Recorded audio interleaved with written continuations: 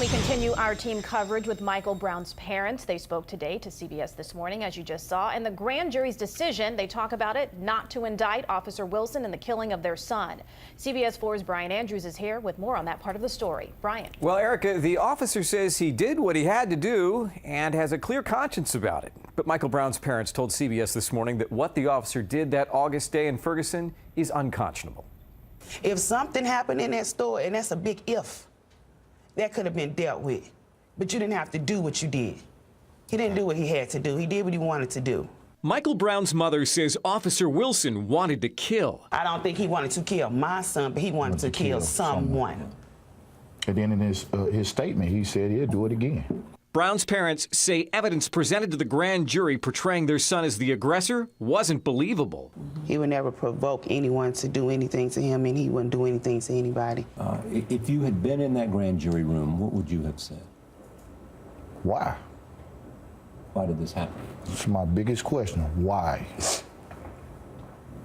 Why did you choose to wake up with a chip on your shoulder and do what you did?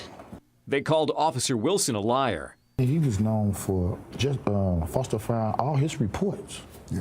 He's known for that. He's known for that. My son doesn't have a history of violence. One image does not paint a person's entire life or their entire past on how they were. We all do have a past. What about all the violence, the protests? Brown's parents say they're asking for calm.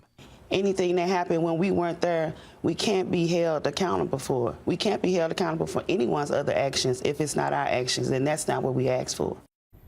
Brown's mother broke down in tears when she said she could not donate her son's organs because of what happened with his body, and that to this day, no one from the city of Ferguson has come to talk to them about the situation. His father told CBS they feel disrespected. I'm Brian Andrews, CBS 4 News. Brian, thank you. And stay with CBS 4 News on air and online at cbsmiami.com for continuing coverage of the Ferguson decision.